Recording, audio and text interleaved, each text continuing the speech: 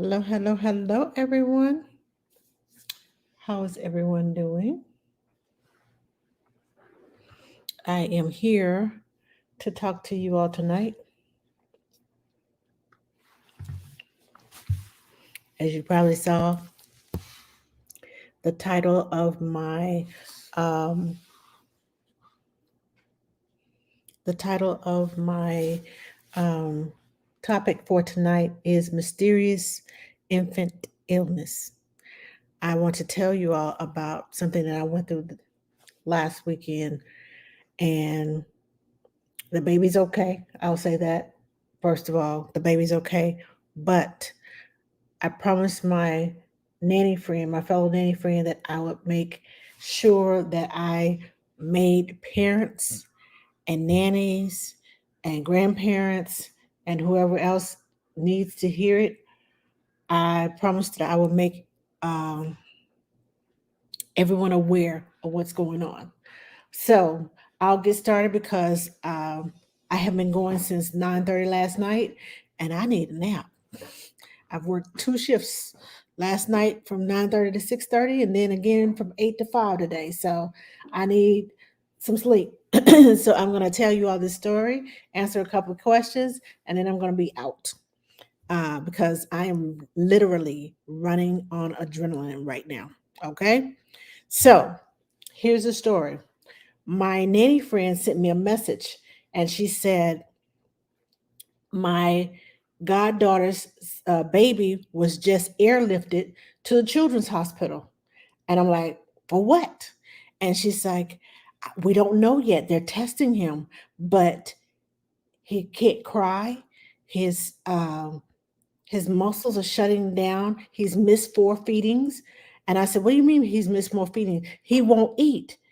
And I was like, he won't eat or he can't eat? She said, well, the way she described it, he can't eat.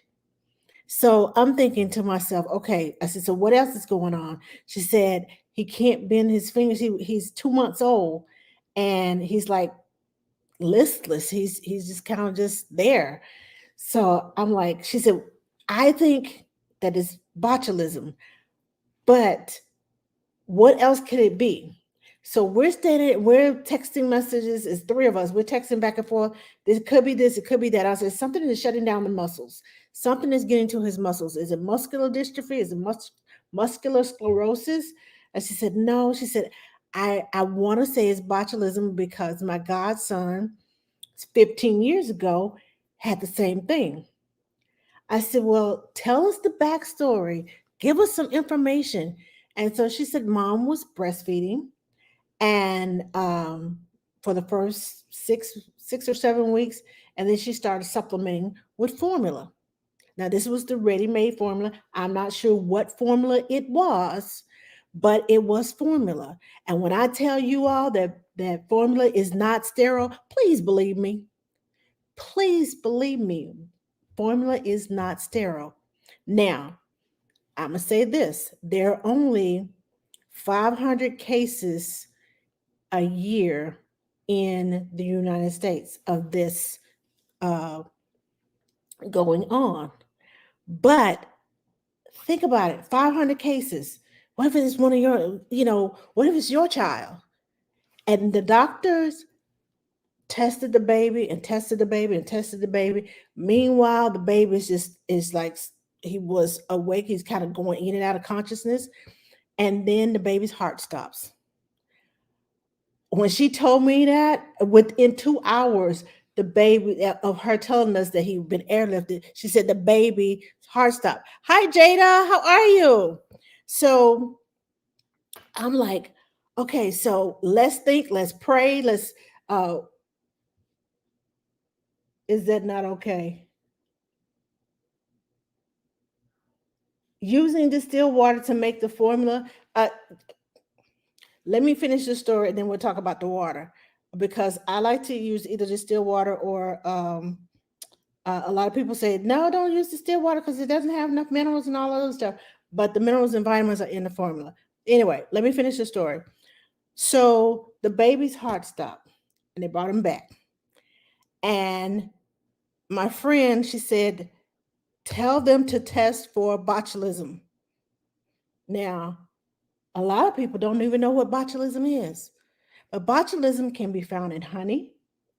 That's why they tell you do not feed your baby honey before they turn a year old.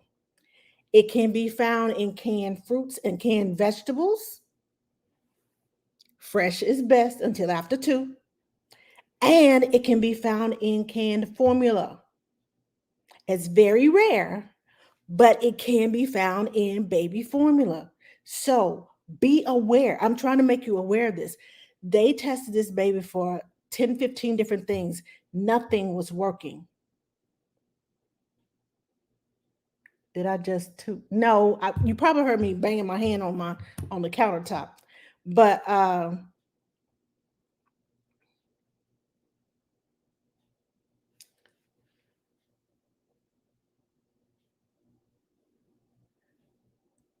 sorry. I was just reading a post.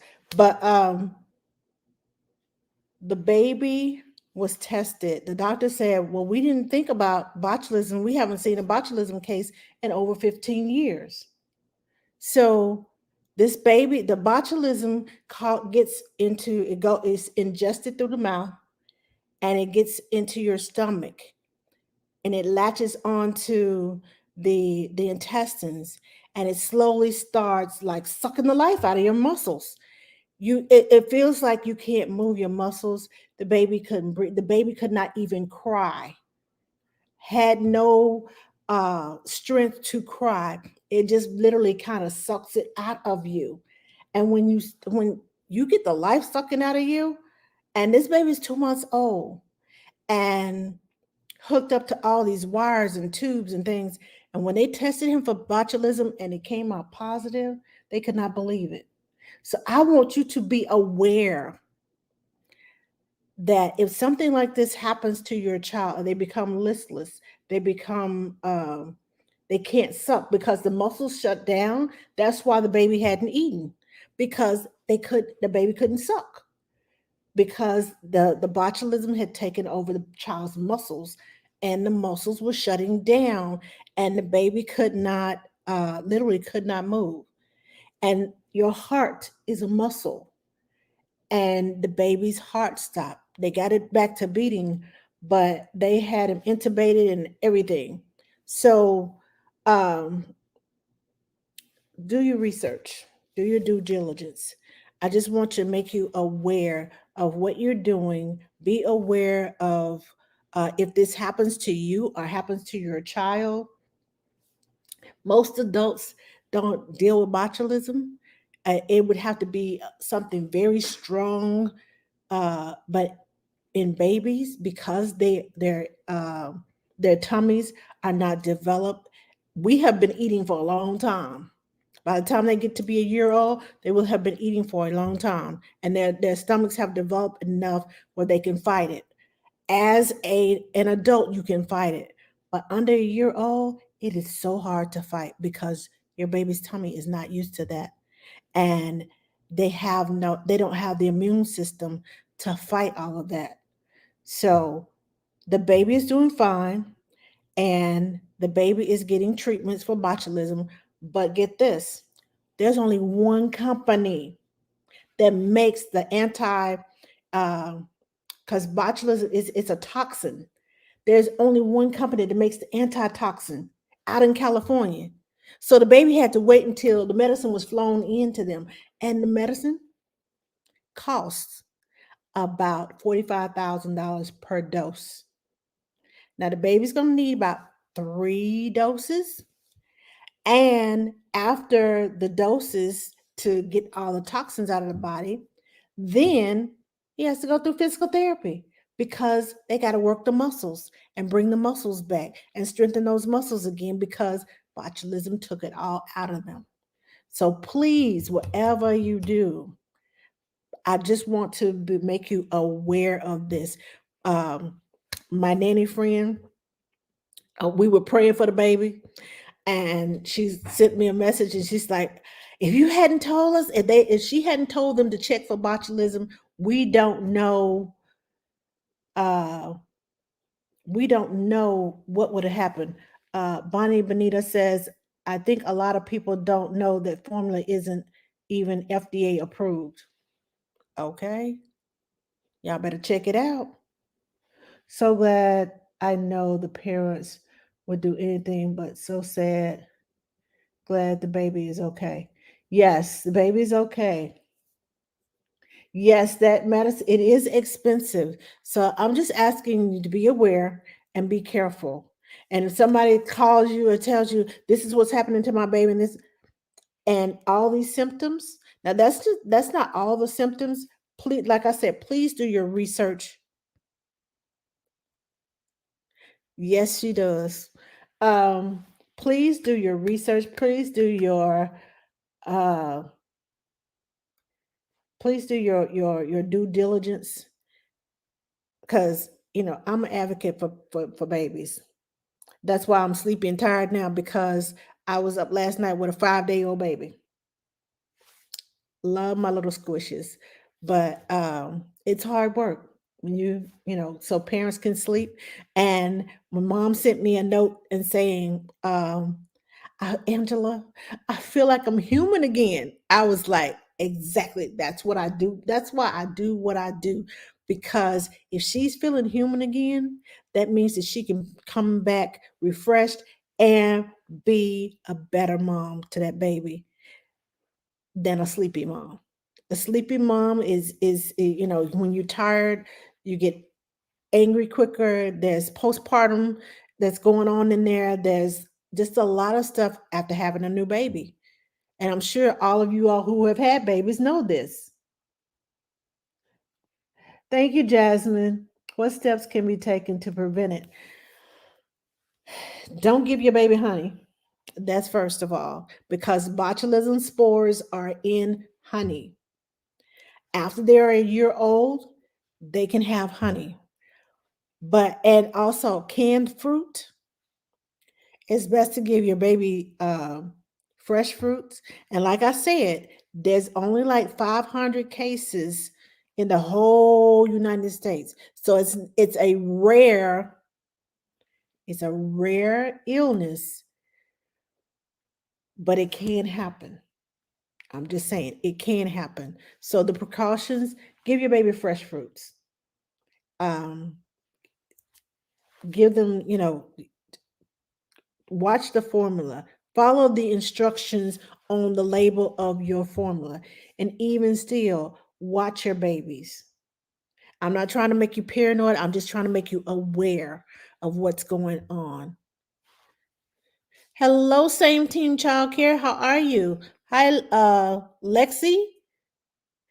Hello, British Nanny of Oz. Hi, Sejali. uh, a lot more to the story. Thank you for joining me. Hi, Nanny Tees. How are you? Hi, Elaine. Hi, CC Baby Care. Thank you for joining me. Let me see who I have over here on TikTok because I've been talking. I just want to say hello to my friends. Hello, Jasmine. And is it Sam? And Cowgirl? And the girl with pearls. I have a question. My son is 22 months, constant cough. We've been on 2 allergy meds for months and profess what's a home remedy that I can do. Um, my baby has croupy cough. I like to take them in the bathroom, turn on the shower so the room gets steamy, and close the door, and that steam helps to clear some of that phlegm out of their chest, that cough. Um, I know my grandmother used to rub Vicks on us, on our chests, but now with my grandchildren, I use essential oils in a humidifier. I like to use the eucalyptus essential oils in the humidifier. So, yeah, those are a couple of things that you can do. Um, your child is 22 months. Um, what else? allergies. My son had allergies. Um, Make sure that allergens are high outside. You might want to try a mask if your child will wear a mask. It's kind of early for a child to be wearing a mask, though. Um, but just take precautions when you go outside, um, because your child could be allergic to the trees. And with the weather getting hot, cold, hot, cold, hot, cold, it kind of keeps everything alive. It doesn't kind of die off and leave your allergies, settled. But it kind of gets hot, cold, hot, cold. Because I know my allergies with this hot and cold, because it was hot here today, I'm sneezing because of the environmental allergies. So I don't want to tell you not to take your child outside, but yeah, it's pretty much environmental. And let me think, what else?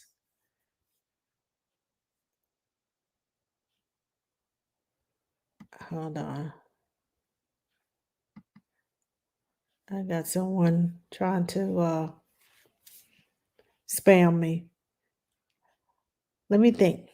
Nannies, do you all have any other home remedies that they can use for as far as babies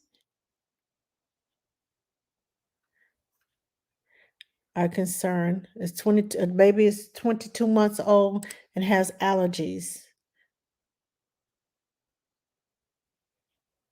You forgot to come on your business page. Okay, baby chemist, come on. Hi, Courtney. How are you? Hi, Yari. How are you? Air purifier in the bedrooms are great. Okay, air purifier in the bedrooms. Did you hear that? Uh, Phil, is that Phyllis, Felicia? Felicia? I can't see that. Um, so try air humidifiers in the bed, air purifiers in the bedroom. I use a humidifier, and I also have a purifier too.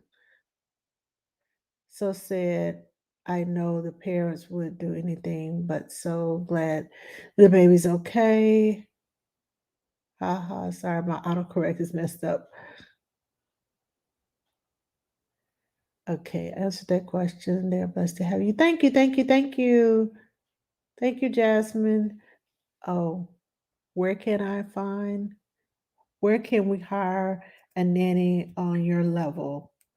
Mama needs sleep, but I don't just trust anyone. Okay, so my nighttime job, is it Booby Knuckles? My nighttime job is a newborn care specialist. So try there. Try looking up, I don't know what area you're in, but try looking up newborn care specialists, because that's the title that I have at night. I have the title of nanny during the day, but newborn care specialist at night. So if you want someone to come in overnight so mom can get some sleep, try looking for a newborn care specialist, because most nannies, work during the day. My husband is asthmatic and the air purifier works wonders. Okay. British Nanny in Oz said her husband is asthmatic and the air purifier works wonders. So, air purifier.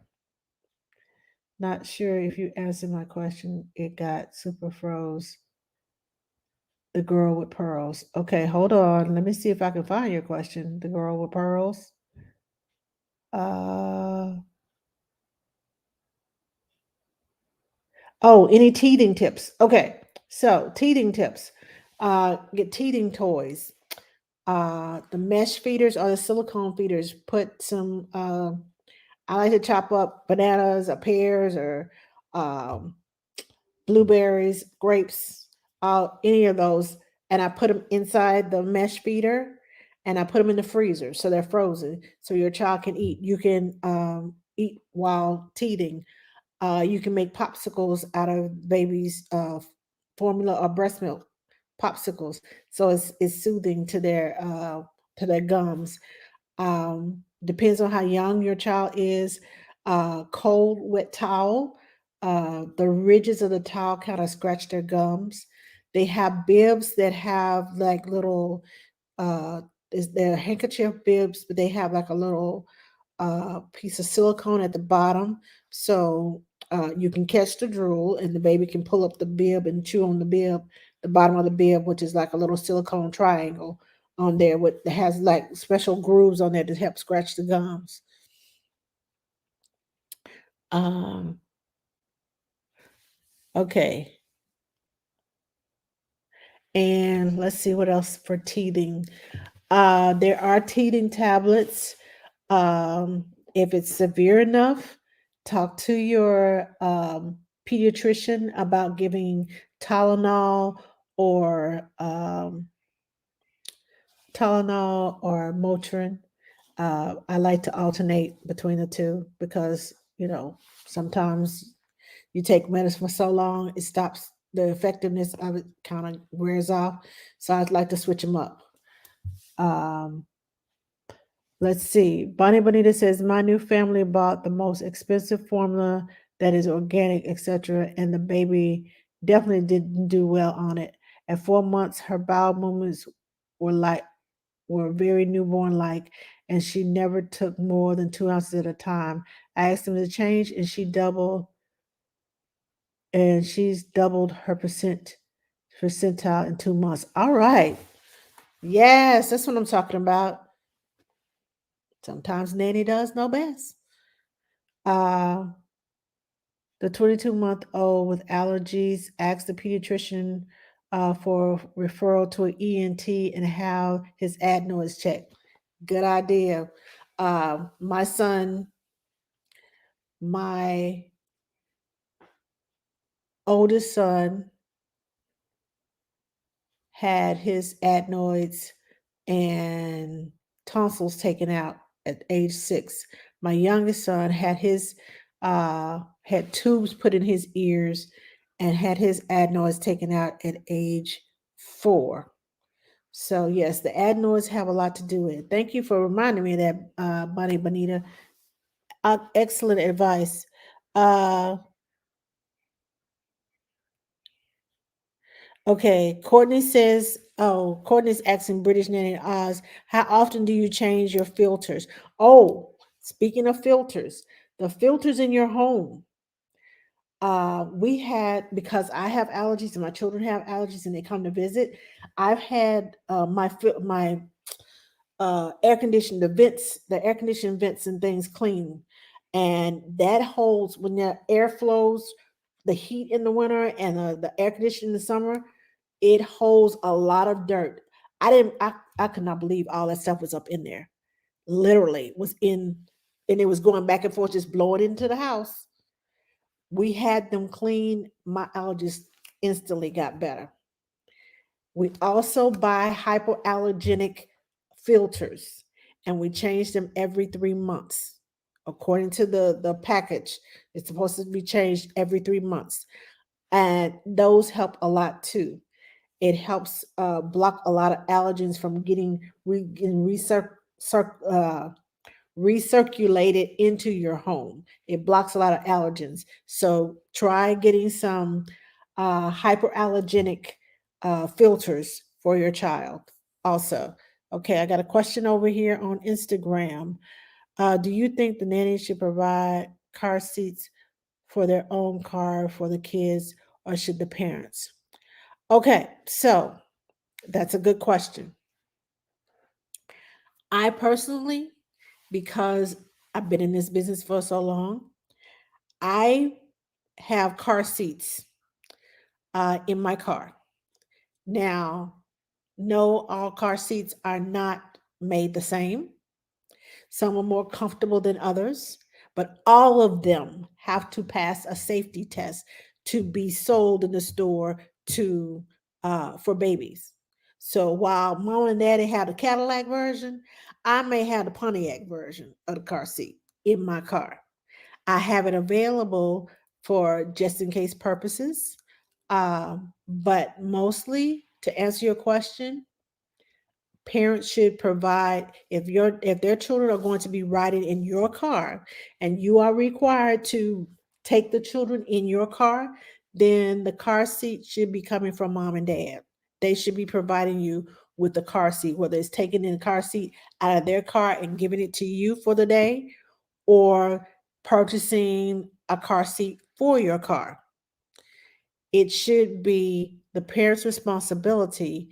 If their kids are going to be, if you're responsible for driving them in your car, then the parents should be responsible for adding you to their insurance, or paying for the insurance, for paying for that portion of your insurance, your car insurance, that because once you start driving the kids in the car, it becomes a work car, not just a personal vehicle where you commuting back and forth.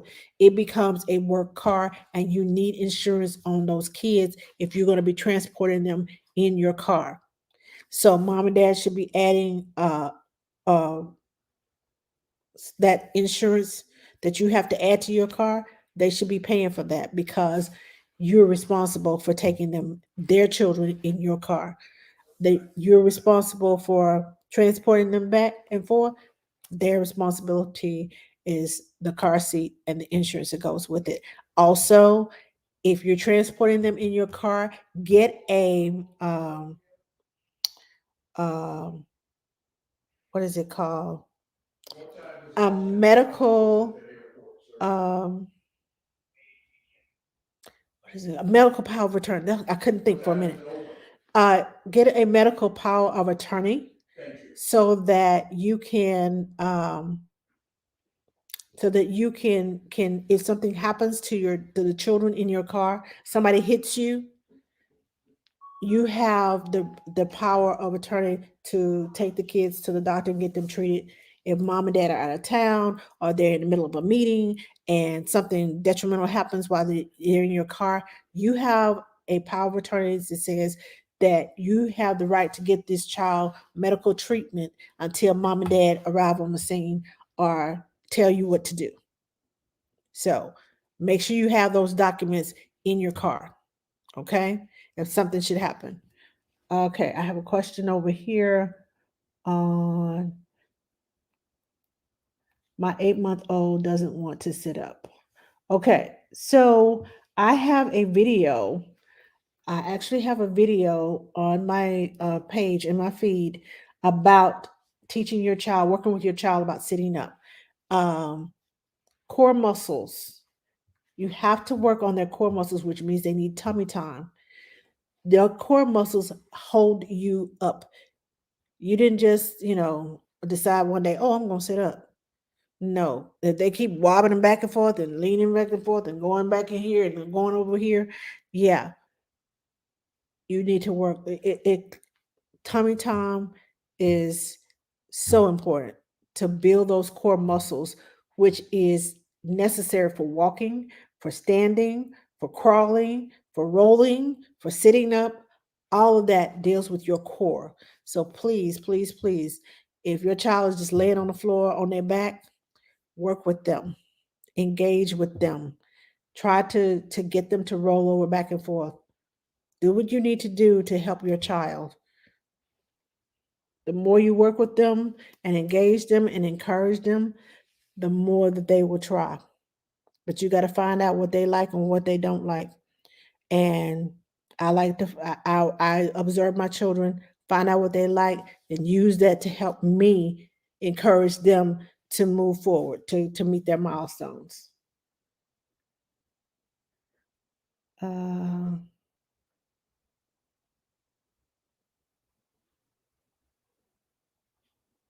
Something's frozen. Okay. Frozen, still frozen. Am I frozen? Okay. I'm sorry. Am I frozen?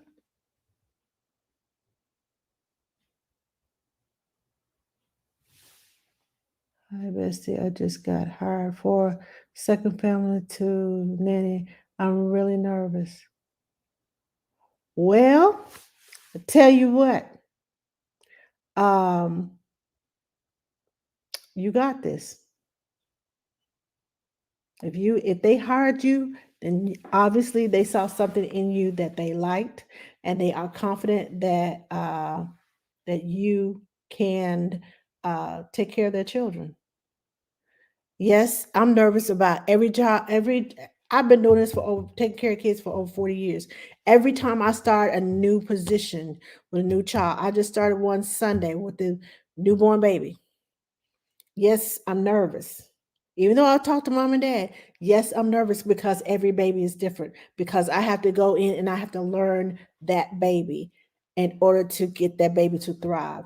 What do I need to do? How do I need to burp them? How do they like to be held?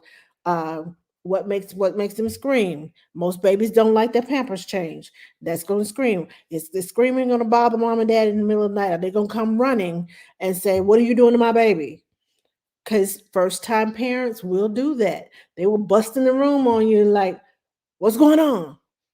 Because they're nervous and they hear their child screaming. And most of the time, there's nothing wrong with the baby, but the baby doesn't know I don't need to scream bloody murder because I'm getting my pamper change. They screaming bloody murder because they don't like it.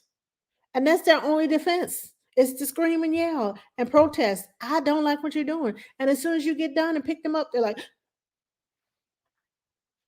all's well. I'm quiet now. You stop messing with me, so I'm good. So yes, nervousness is gonna come. I I'm nervous every time I start a position. So uh take it from someone who's been doing it for a while. Nervousness is not a bad thing. It keeps you on your toes. It keeps you alert and ready. Just go do you. You know what if they hired you, you know what you're doing. Go do you. What is the mysterious illness? The mysterious illness is botulism. It's Allie. All I want is world peace. Okay, all I want is world peace. Okay, that's what the mysterious. That's what the mysterious illness is. Let me see. Um, hello, Nanny Jamie. Hello, Jen and Emma. Do you think the nanny should? Okay, I'll answer that. Hi, Nanny Kim. Nanny Kim on the go. How are you? What's going on? Hello, Thai Queen. Oh no. Let's see. Oh, thank you, Queen. Okay. See, I'm not reading this right. Hello, Demia. That's smart. I never thought of that. Thank you for following me, Jen. I think I'm saying it right. You could also have all that added to the M card app too. Yes, the M card. There is an M card. Thank you for reminding me, Nanny Kim on the go. There is an app called the M card. It's EM card.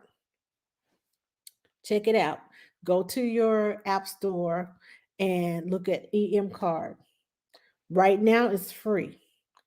Parents can give you information on their kids, the doctor or whatever, and give you permission to have your child with you. Because believe you me, I had a policeman hit me from the rear, and I had my nanny kid in the car, and then he gets out of the car and tells me, "Is that your child? Do you have permission to have that child?" I'm like, "You just hit me. How about are you okay? How about that? You hit me from the rear, and you concerned uh, about me kidnapping a child. How about you be concerned? Am I okay first? I have permission to have this child, but I would like for you to at least be concerned that you hit me. Ask me, am I okay first? I mean, common courtesy."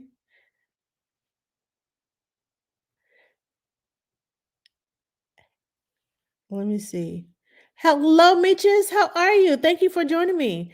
Courtney says, "What about standing nanny? Baby boy doesn't put feet down when lifting up and trying to get him to stand." Um, I have a video about standing too. There are different ways that you can get your baby to baby when babies start pulling up. Sometimes it's about confidence. It's not necessarily about, oh, they can walk. I know they can walk. Why won't they walk?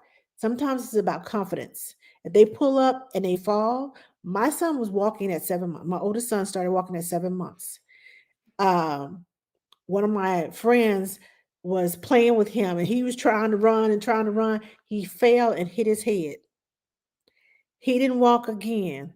He hit his head like at 9 months. He didn't walk again until he was 11 months old.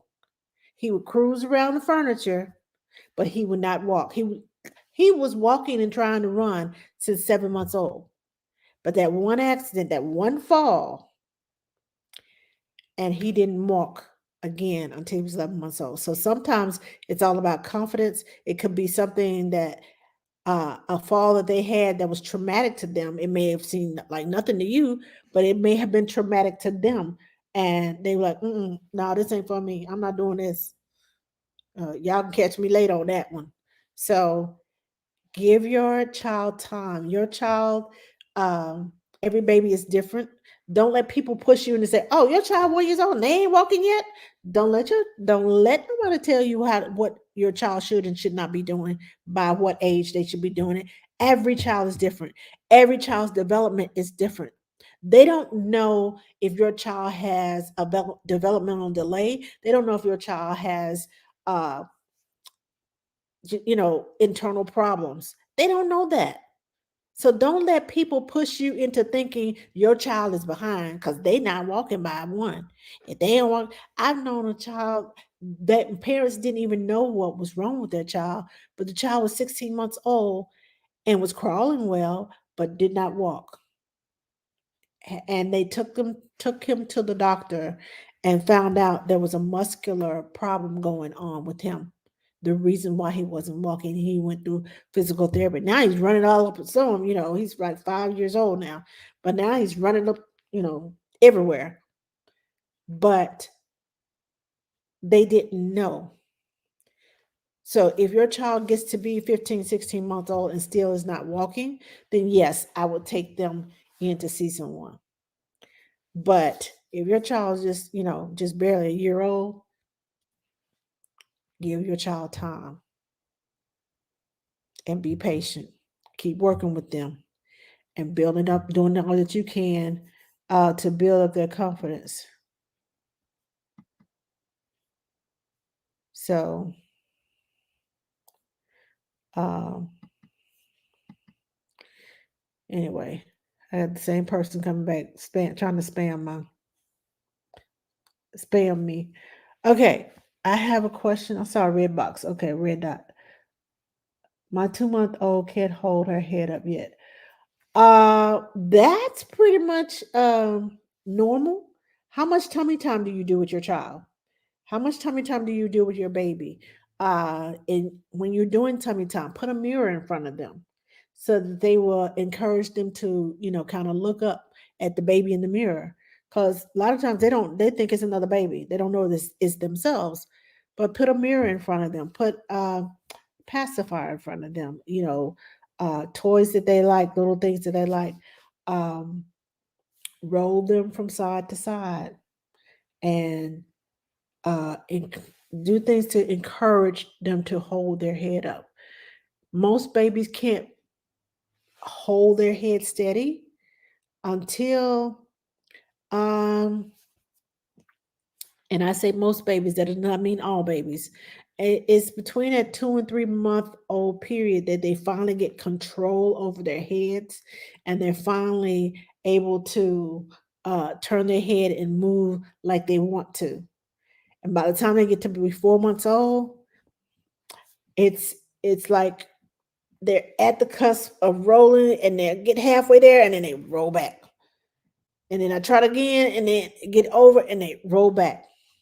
Don't pick them up just because they get frustrated.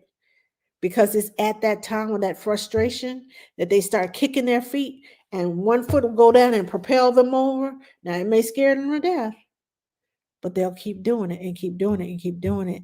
And before you know it, your baby's rolling. Your baby's able to control their head and able to control their body. But tummy time, tummy time, tummy time. I cannot stress enough tummy time. And if you're looking for some activities to do with tummy time, I have a video on my page about tummy time. I have another question over here. What's your take on walkers and exercisers? They should be used. Uh, the time limit, to have a time limit on those things. I know, several parents that I have worked with. They had an exercise, they had a walker, they had a bouncy seat, they had uh, the Jolly Jumper, they had a something else. They had like 5 or 6 different things, and it had a swing. So the baby never hit the floor. The baby was going from one container to another, to another, to another, to another. And if you're going to do the walker or you're going to do the exerciser, make sure your child's feet can lay flat on the floor.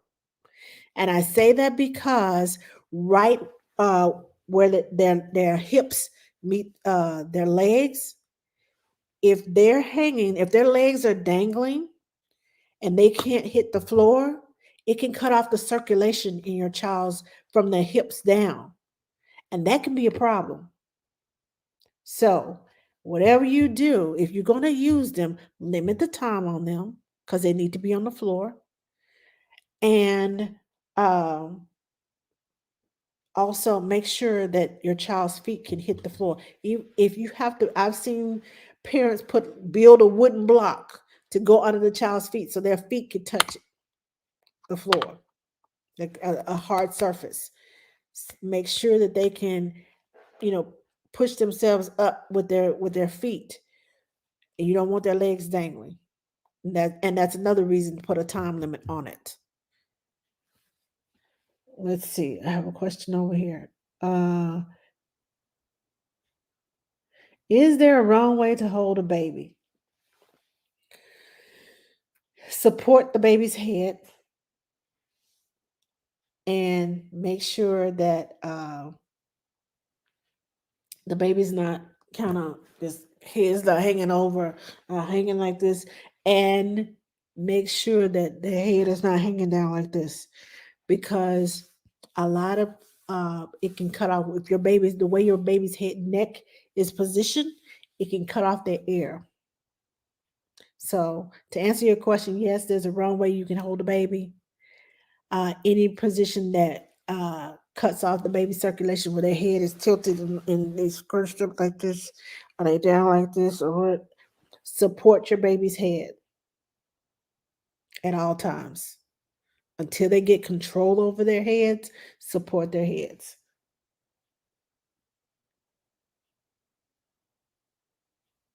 What is a good way to transition from formula to milk? Okay, so transitioning from formula to milk, the way that I like to do it because I had a home daycare and I worked a lot of daycares. The requirement, the state requirement was they needed to be off the bottle, off the formula, and on a cup by the time they're a year old, which means they need to be off the formula and on whole milk or whatever milk they're going to drink after the formula by a year old. So there's several different ways that some people go cold turkey. Just start, give them a bottle a day of the whole milk. I like to mix the milk with the formula. I started at a 75-25 mix. Then I go to a 50-50 mix. Then I go to a 25-75 mix. And then I go to the 100% uh, milk, whatever milk they're doing. That way it's a gradual change. And also, um, it also allows you to see if that child is going to have an allergic reaction to the milk. If you start out, uh, if you start out slow instead of cold turkey, um, you're able to avoid sometimes a major allergic reaction. So I would definitely start out slow instead of just, okay, here's your bottle of whole milk, go for it. No. Hello, Nanny Jamie from Colorado. All right. Whoop whoop. I've been to Colorado once. I traveled through that on the way home from Alaska. Hello, Mrs. Okay, Mrs. Gab. Yeah, Gabums, Gabby. Okay, I'm not gonna bite your name up. I'm gonna stop now. Working and listening. Hello. You're working and listening. Okay. Hello, Emily. And hello, Apollo. Hello, Nicole Elena. How are you? Nannies and beyond. Welcome, welcome, welcome. What do you think the boxes to the devices always say to put them on their tippy toes? As someone who has studied child development, and I'm not saying that they haven't, uh, putting them on their tippy toes. What if your child is leaning to one side and this one is cut off, and they can't even get their tippy toes down because a lot of babies go in there and they're not even sitting up. They're just kind of sitting there, and they stuff blankets behind them or stuff blankets beside them, and they just kind of weeble and wobbling. If your child's on your is touching their tippy toes, they can't use they can't use the bottom of their feet to securely push themselves up. That's the reason why I say flat. I've seen too many. Seen too many. I've been in this business for over 40 years. I've seen too many things happen. And they can advise you, but when you there in the middle of it, in the action that's going on, all the advice flies out the window. I want to do what's safe for my baby. And this is the safest way I have found to do for the babies that I have worked with. Now, I'm not saying ignore the advice on the box. I'm just telling you, I've lived and learned and been there, done that, and this is what I feel is best for the babies that I work with. Now, you can do the tiptoes if you want to, but this is what I believe from my experience. Everybody doesn't have the same experience as me. So I do what I feel is best for my babies. Uh, how soon can you start tummy time? My baby's 2 weeks old. Now, I like starting tummy time. I like putting them on the floor. I put them on their backs first, and as a precaution, and that's just again my precaution. When the umbilical cord falls off, and then you going on your tummy. And that usually happens somewhere between 7 to 10 days, normally 7 to 10 days uh, after the baby's born, their umbilical cord falls off. But until then, I have them on the floor. And so they can get used to being down on the floor. Now I have a blanket up under them, like, uh, if it's like a hardwood floor or even a carpet, I have a blanket up under them, or I have a floor mat that I like to use up under them so they can have um, a semi cushion. And when I say semi cushion, it's hard enough for the baby to lift their heads up and not be smothered into it, but it's yet soft enough where uh, they're not laying on a cold, hard floor. So use your better judgment when it comes to that. 1 year old just started daycare. So far, so good, and I have a good feeling about the facility. Any good signs to look for that baby is being taken care of, enjoying themselves? Um, I used to work in a daycare, and one of the things that I look for in a daycare, if it's too clean. Now you got kids in there. If it's too clean, there's no little bit of paint here, or a splatter or something there. Now, I'm not saying that they don't clean up at the end of the day, but if you go in the middle of the day and it's too clean, something ain't right. Um, if they only show you parts of the daycare, what's going on in the other rooms? I hear kids over there. What's going on in the other rooms? If they are, uh, if you ask a question, they start backpedaling and giving you excuses after excuses. Why you're not giving a straight answer? Who instructed you? Are you new here and you just don't know? or are you backpedaling because you don't want to tell me the truth? But the things that I look for as children's art on the walls, uh, things that are uh, pictures that display them. Now, in my classroom, I had children's art. I mean, and this is a state requirement in the states that I have worked at in daycares and what is it called? Early, oh shoot, early Head Start. That's what it's called, Head Start. They require pictures. They require labels. So kids may not be able to read words, but they can read labels. And so the blue Legos go here. You know how I know? Because there's a picture of blue Legos on the cabinet. Um, there's a picture of the yellow Legos over here. There's a picture of the black baby dolls in on this cabinet. So all the baby dolls go here. All the dress up clothes go over here. You want to look for how the children interact with their uh, the daycare workers, the child care providers, the people who are providing care. See how they interact with the kids. See how the kids interact with them. Now, I'm not going to say that every day is going to be a good day for all the kids because it's not. Been there and done that.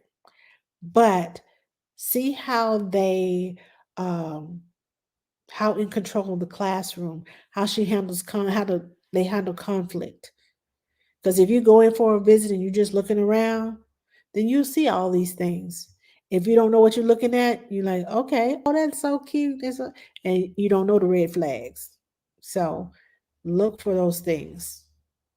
You also want to make sure it's not too dirty because too dirty is not good either. Just the right amount of kid stuff, a couple of toys on the floor. If it's playtime, then yes, toys are going to be everywhere. But if it's circle time, most of the time the toys will be put away. Um, there's an order to their day, the routine. There should be charts. I know in most of the classrooms that I worked in, there's a chart that shows, okay, this is our daily routine. This is when we go to the playground. We come in and we have breakfast. Then we go to the playground. Then we go to the great room. Then we have lunch. Then we have nap time. And the kids know and they can go and see what we're doing next. Okay, we're having playtime now. Next, we're going to have lunch. Next, we're going to have a nap. Next, we're going to do this. So, all these little things that are in the daycare, go and look for them because kids like routines. They like to know what happens next. And especially those who have separation anxiety, when my mama coming. And then mama said, I'm coming after nap time. Then they can anticipate I got 3 more activities before nap time. And when nap time is over with, I expect to see my mama real soon. So it helps the kids with their anxiety. It helps the parents uh, know what's going on in the classroom, what they're doing. And, if they give you a calendar, we used to give out calendars. I don't know if they do it anymore, but we used to post a monthly calendar of what we're doing, our curriculum, what we're doing in the classroom today. This is what our lesson plans are for this month. We had a theme. If it was bugs, we had bugs everywhere. There were bugs in the sand and table, hidden under the sand that they can find. There were bug books everywhere. There were bugs inside in the housekeeping. So, and we would, have all kinds of bugs. We would get butterflies and ladybugs, and we would, how you say it? I won't say grow them, but we would get them in that little scientific kit, and we put the sugar water on the flower, and the butterfly would go get the water, and then when it was time for them to go outside, we had to wait till a certain temperature to release them out into the atmosphere outside. All of that went in bug month. So all these things, look for those things. See what your children are doing, what they have planned for your children. Know what's going on. So yeah, all those stuff. When introducing foods, at what age do you start doing 3 meals? It just depends on when your child starts eating. Some pediatricians tell parents let them start eating at 4 months. Some pediatricians say 6 months. So it just depends on when your child started eating. Because when your child starts eating, it changes their intestines, it changes the inside of their tummy, and it helps the food.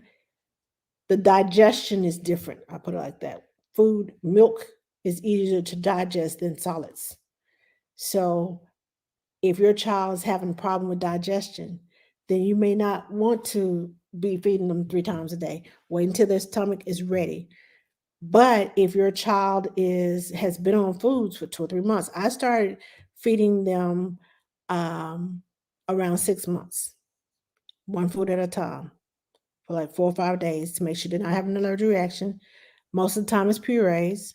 By the time they get to like 5 or 6 different foods, I start making combination foods so they can introduce new flavors. By the time they get to eating like 2 or 3 months in, the food gets chunkier. So in other words, it's not just puree; it has little chunks in it. And then by the time they've been eating for like 4 or 5 months, they have little pickup food so they can feed themselves, like Cheerios or pieces of fruit or what are those puffs, the little uh, things that evaporate in your mouth, the puffs, the little yogurt rounds, all those little things um, that they can pick up and feed themselves because by then they are chewing. Also, around that time, I give them meat. I introduce meats to them. Some of it's ground up in their food. Some of it I give little pieces, uh, big enough for them to get in their mouth and chew, but not tiny enough where it can just kind of slide through their mouth and it gets stuck in their throat. They need to know how to chew, and that's why I gradually do this. Now, some people like to do baby led weaning, which skips all over, you go straight to the solid foods. So it's your preference. I'm I'm a chicken. I'll put it like that. I'm a chicken when it comes to baby led weaning. I like for them to get used to food and gradually get to the whole to the chunkier foods than to just here's a chunk, have at it. That's not me. That just the gag reflex. I know that the gag reflex is there to protect the child, but it's too close to choking. And I know some parents are like, "Oh, my baby's choking." Well, they're not really choking; they're just gagging and protecting themselves because food's coming back up. But I just, my own preference, I just prefer not to go through that. That's just me. So, uh, what's a good way to transition from? Oh, okay, I answered it. Is there a wrong way to hold a baby? Okay, I think I answered that. Let me see. Where did I get the mini whisk from? I got the mini whisk from Amazon. It was a set of 5. So if you go to um, Amazon.com/shop/ask the nanny, it's in my baby year. Um, it's in my baby year list. And just to be in compliance with the Federal Trade Commission, this is an ad. So I don't want them coming at me. But I do have a shop on uh, Amazon. Then I had to walk away. I keep missing when you start to answer questions. Sorry. Sorry. My daughter is baby led wean because she's always in my plate and feeds herself. My son shows no interest in baby led weaning. He wants purees. Well, each child is different. Like I said, each child is different. One child may want the baby led weaning. Other child like, not so much. Give me the purees. Let me start with the purees. Let me get used to it first. So uh, it just depends upon your child. Let me see if I have any more questions. because it is past time for me to be gone. I gotta get uh I got a 3 day work, a Friday, Saturday, and Sunday, 48 hours constant work with a baby from Friday to Sunday.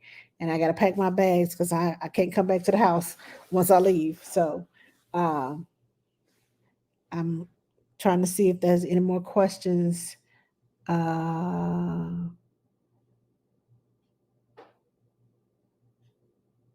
it helps to introduce dairy before a year and before stopping.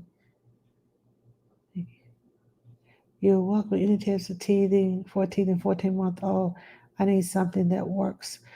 14-month-olds are usually getting these side teeth. I say usually because my son didn't get his first teeth until he was 12 months old, and they were the front four. So that's why I say usually it's the side teeth, and they are painful because the molars that are coming in at 2 years old. It's kind of like wisdom. Their molars, their 2 year old molars, is kind of like our wisdom teeth. They slowly come in a little bit at a time. It may be painful today, tomorrow they may be okay. So um, try cold carrots, um, but be careful um, because if your child has front teeth, they might try to bite off the tips of the cold carrots. So it's good to chew on and good for the cold carrots is good for the soothing of the gums. They also have massagers um, that fit into the whole mouth. It covers from it, you enter in the front and it covers it goes reaches all the way back. So all they have to do is turn it like this, and it massages their gums. Or they can chew on it, and it has like little tickling fingers on it that tickles their gums. Those help. Um, try the if they're on breast milk or formula, uh, the popsicle make popsicles out of them. Cold, usually cold things help. The silicone feeders, you can put fruit in there, cut up fruit, put it in the freezer, freeze it, and give it to them, and let them chew on that. They can stick it in the side. And let's see what else. It's really hard because when they get older, the stuff that worked as they were getting their first teeth sometimes doesn't work when they get in the jaw teeth. So it's really hard to, but try those things. Thank you for this. You're welcome. You're welcome. You're welcome. My baby's 8 months old. I want to transition to food. Okay, so Black Beauty. First of all, check with your pediatrician first before you start giving your baby food. But at 8 months old, they're probably past ready to eat. So check with your pediatrician first before you start. And I would suggest you start with bland foods like avocado. It's good brain food. It has good oils in it, good for the skin. Uh, and work your way up from there. Don't give too many bananas because bananas can stop your baby up. Okay, Ashley, what can I do? My daughter's pediatrician said she recommends a sippy cup, but she won't take none. She's 7 months old.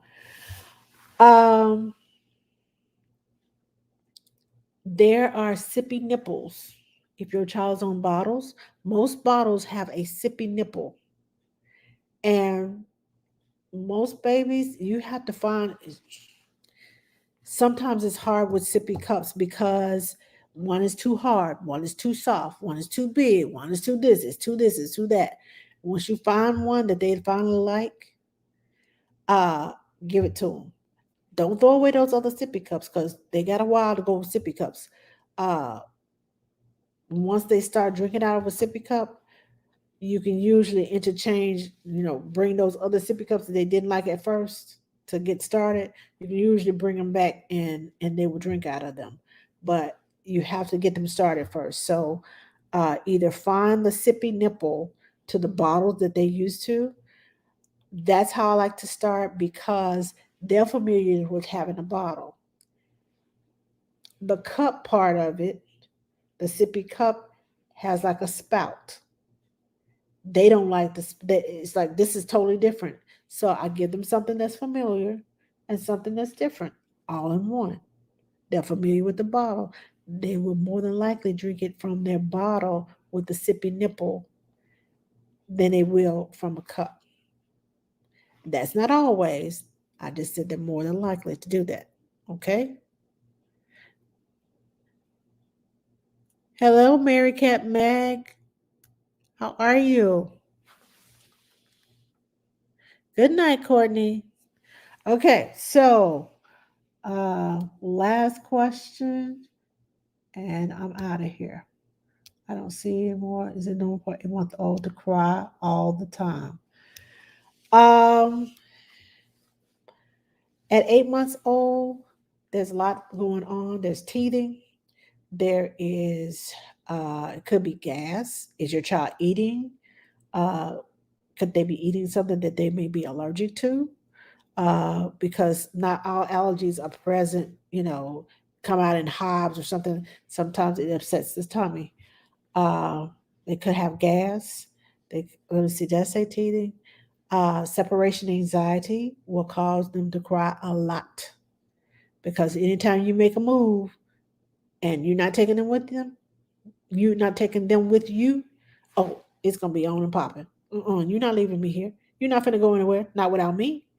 They will come. Uh, they want to come with you. So there could be a lot of things going on, but if it's excessive crying, then I would check with your pediatrician because there may be something wrong. If it's excessive, if it's just every time you get ready to go, they like, you're not leaving me, then that could be separation anxiety. So um, there's those are some of the things that it could be. Where can I find the Dr. Brown sippy cup nipples? Uh, the Dr. Brown's sippy cup nipples, you can find them on Amazon. That's where I ordered mine. You can also, they have like at Walmart. Where did I get that from? HEB. They have like the sippy cup bottle with and it has rainbows on the outside. It's a blue bottle with rainbows on the outside, but it comes with a regular nipple and it comes with a sippy cup nipple. So they're interchangeable. That sippy cup nipple, regular nipple is like a size 4, and the sippy cup nipple is the same flow as the size 4 nipple that comes with that bottle. They have the big one and they have the slim one. So, and I think one is like 8 ounces and one is like 9 ounces. But just to find just the nipple, you can go on Amazon.com. Hello, Gateway Nanny Agency. Thank you for joining me. Okay, ladies and gentlemen, I am going to go because I need some sleep. My day started at almost 24 hours ago, and I've had like an hour and a half to 2 hours worth of sleep. So I'm going to go to sleep because I got a whole weekend with a baby. Good thing she's on a tight schedule so I can sleep when she sleeps. So, but I thank you all for joining me. Thank you for sharing. And be sure to share. And if you weren't here, be sure to look up botulism and where it comes from and know that it can, in rare cases, it can be found in formula, in canned fruit, canned vegetables, and it can be found in honey. Do not give your babies honey before it can be found mostly in honey. Do not give your babies honey before they turn a year old. Toys R Us as well. They are back open in certain locations. Oh, I didn't know the Toys R Us was back open. All my Toys R Us, they just shut down and turned into something else. Okay, thank you, Nanny Kim on the go. Thank you. Toys R Us uh, is back open in certain areas, and they have the Dr. Brown and for Dr. Brown bottles. So uh, look at Target, but if you just want to go directly, you don't have to search for them in the store. Amazon.com have it shipped to you. Got that Prime shipping? Yeah, it'll be there in a couple of days. All right, ladies and gentlemen. Again, thank you for joining me. I am stopped up. I'm getting ready to go and turn my humidifier on because I and get me some hot lemon and honey tea and relax for a minute, pack my bags, and be ready to go by 7:30 in the morning. And I will see you all next week. You all have a great, great, great, great, great weekend. Do something for yourselves. Take care of yourself. Do some self care for yourself. And I got a video coming out for the mamas. Uh, I asked mamas all around the world to, I got a special video that's coming out for the mamas in self care. So be sure to be looking out for that. I hope to have it up by Monday. If I get all my videos back from my mamas, I hope to have it up by Monday. But be sure to look out for that. And I will see you all next Thursday. You all have a good one. Bye, family.